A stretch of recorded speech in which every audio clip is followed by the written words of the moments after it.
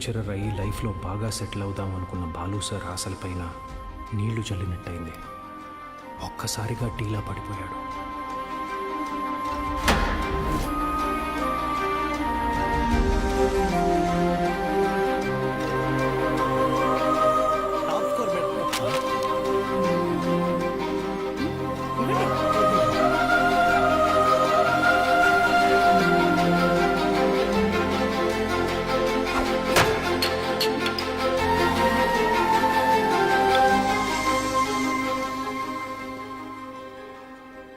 ఈ మండలం మొత్తానికి ఇదొక్కటే గవర్నమెంట్ జూనియర్ కాలేజ్. 2 ఏళ్ల ముందు వరకు చుట్టుపక్కల ఊళ్ళ నుంచి కూడా పిల్లలు ఇక్కడికే వచ్చేవాళ్ళు. తర్వాత ఏమైంది? కాలేజ్ మూతపడింది. చదువుని కొనగలిగే వాళ్ళు ప్రైవేట్ జూనియర్ కాలేజీలకు వెళ్ళిపోయారు. చదువుని కొనలేని వాళ్ళు కూలి పనులు చేసుకుంటున్నారు. బ్రతకాలి కదా సార్. కానీ ఇప్పుడు కాలేజ్ ఓపెన్ అయింది కదా మేడం, చదువు చెప్పడానికేగా మేము వచ్చాం. కొన్నాళ్ల తర్వాత మీరు వెళ్ళిపోతే కాలేజ్ మళ్ళీ మూతపడితే మిక్స్చర్ పొట్లాల ఆశ చూపిస్తే కానీ రాలేదు సార్ మొన్న మన ఊరు పిల్లలు.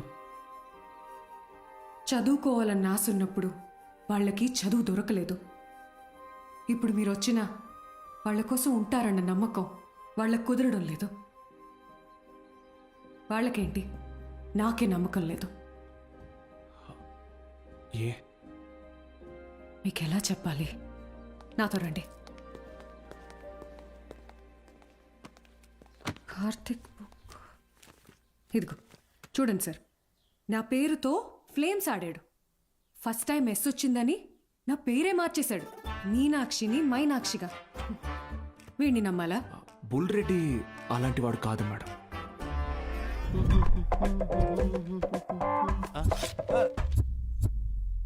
ఒక వారం తర్వాత మీరు కూడా వాళ్లలాగే తయారవుతారు.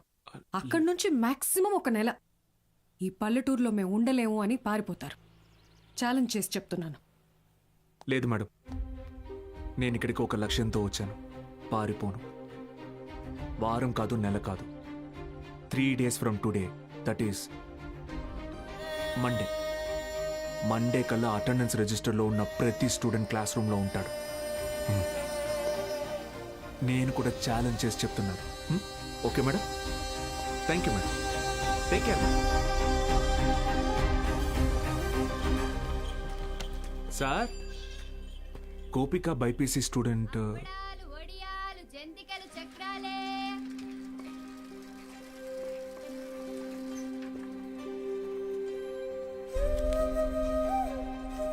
పెద్ద కుటుంబం, సంపాదన తక్కువ, తప్పట్లేదు సార్. ప్రెసిడెంట్ గారు ఆ ఒక్కరోజు అన్నారని పంపించామండి. రోజు అంటే కష్టం అండి. ఇప్పుడిప్పుడే కుటుంబేషన్ పని నేర్చుకుని 4 రాళ్ళు సంపాదిస్తోంది. మళ్ళీ అదెందుకయ్యా? Gopal MPC first year. ఆడు నా మాట ఏదట్టయితే నాతో పాటు పని తీసుకెళ్తా కానీ కాలేజీకి ఎందుకు పంపుతా? ఇడ్లీ కొట్టు శ్యామల కొడుకు మూర్తి అన్న మాట అసలు ఇండయ్యా. ఆ కిరాణా కొట్టు శివయ్య కొడుకుతో కలిసి ఎక్కడో పేకాడుతుంటాడు. పనికి మళ్ళీ వయసు కదా, పెళ్లి చేస్తే ఆడే మారుతాడు. మా నాన్న సంవత్సరం జీతం ముందే తీసుకున్నాడు సార్. పని మానేస్తానంటే మున్సబ్ గారు ఒప్పుకోరు. నాన్న, నేను కూడా కాలేజ్కి వెళ్తాను నాన్న. 10 వరకు చదివించానయ్యా. చాలా ఊరి చివర బతికేటోళ్ళు, కూలీనాలు చేసుకునేటోళ్ళు. కాలేజా? మరి ఇంటి పనులు ఎవరు చేస్తారు? చెన్నైలో ఒక ఇంట్లో పని కుదిరింది బాబు. నెలకి 2000. మంత్రులు గారు, మాకు అవసరం లేదయ్యా, వదిలేయండి. మ్యాక్స్ బాబు, ఆడపిల్లకి చదవడం రాయడం వస్తే చాలు. ఆ తర్వాత వంట వరపు నేర్పించి పెళ్లి చేసి పంపించేస్తాం. జస్ట్ చెప్తున్నా. సార్, నా కోసం ఒక చిన్న ఫేవర్ చేస్తారా? భలేవారు మ్యాక్స్ బాబు, మీరు మా బా మనిషి, అడగండి. మొన్న కాలేజ్కి వచ్చిన స్టూడెంట్స్ వాళ్ళ అమ్మా నాన్నల్ని పంచాయతీకి పిలిపించండి. సరే రేయ్, చూసుకో. అలాగే. మనం పిలవడం రాకపోవడమా? అందరూ వచ్చేసారు, మొదలెడదామా?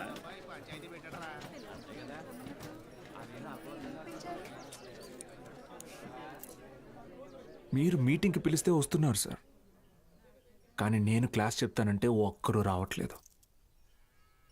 చాలామంది స్టూడెంట్స్ పనులకి పోతున్నారు.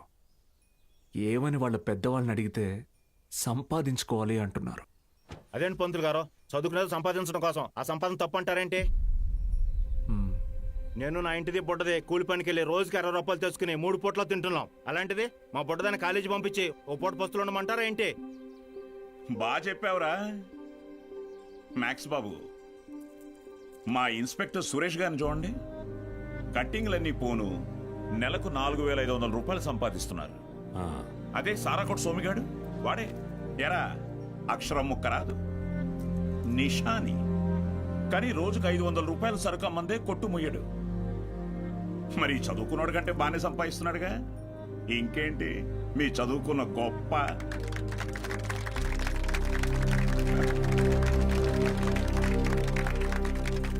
ఫ్యాన్స్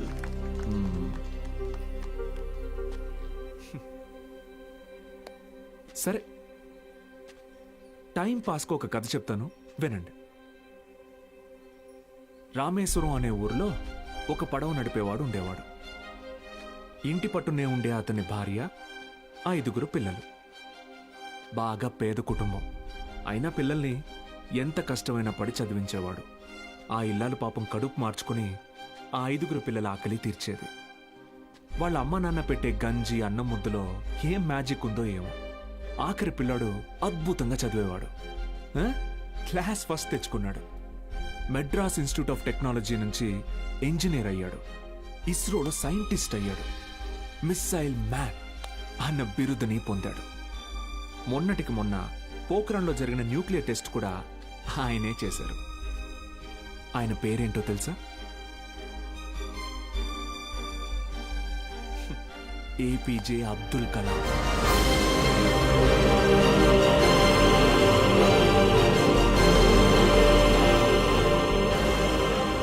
ఆ రోజు ఆ పడవ నడిపేవాడు, నా కొడుకు నాతో పాటు పనిలోకి వస్తే ఒక 4 ట్రిప్పులు ఎక్స్ట్రా వేయొచ్చు, ఒక 4 రాళ్ళు ఎక్కువ సంపాదించుకోవచ్చు అనుకోనుంటే భారతదేశం గర్వించదగ్గ సైంటిస్ట్ని కోల్పోయేవాడు.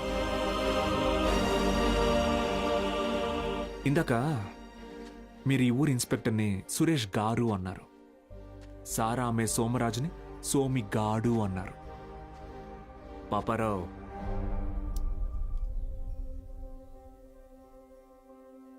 గారు డబ్బు ఎలాగైనా సంపాదించుకోవచ్చు, కానీ మర్యాదని చదువు మాత్రమే సంపాదించి పెడుతుంది.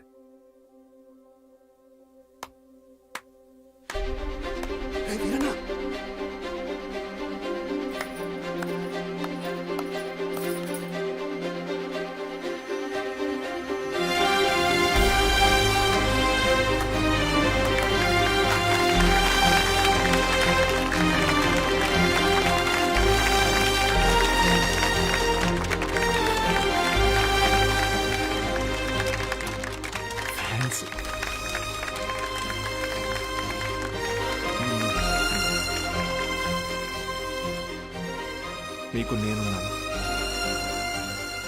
ఉంటాను. మీ ఫ్యూచర్ నా రెస్పాన్సిబిలిటీ. కాలేజ్కి రండి.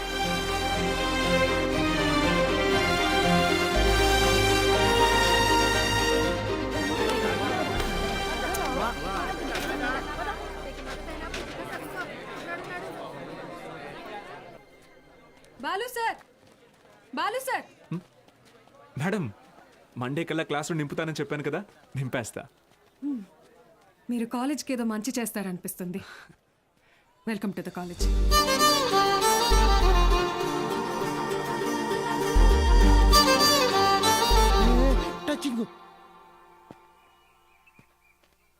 ఎందుకు సార్ ఎదురు చూస్తున్నారు? వాళ్ళు రారు. సుదర్శన్ గారు, స్పీచ్ విని క్లాప్స్ కొట్టారు కదా అని వస్తారనుకుంటున్నారేమో. వాళ్ళు రారు. ఏంటే ఇది? మా నాన్న డబ్బు తిరిగిచ్చేమన్నారండి. కాలేజీకి వెళ్తున్నా.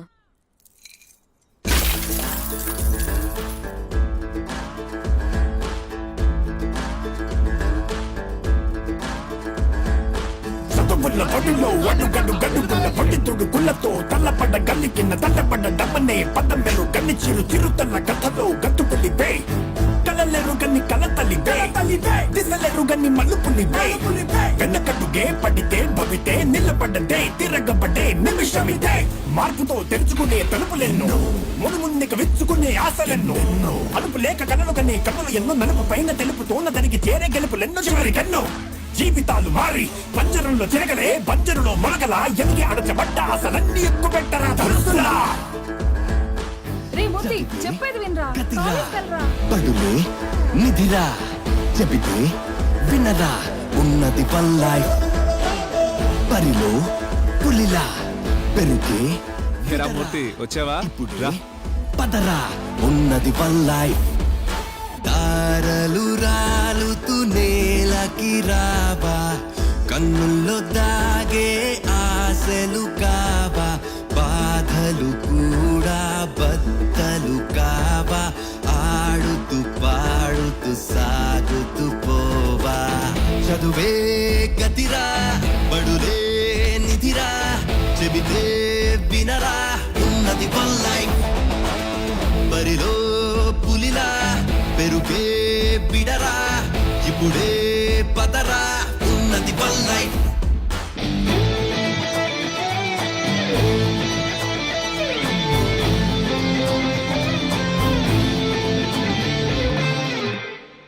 ఆహాహా అద్దరు కొట్టేశారు సూపర్ కానీ మీ అందరి హ్యాండ్ రైటింగ్ ఒకే రకంగా ఉంది ఎలా అది ఎవరి హ్యాండ్ రైటింగ్ ఇది చెప్పండి ఇప్పుడు మీరు చెప్పలేదనుకోండి నేను క్లాస్ తీసుకోను క్షమించండి మేమెవరూ రాయలేదు సార్.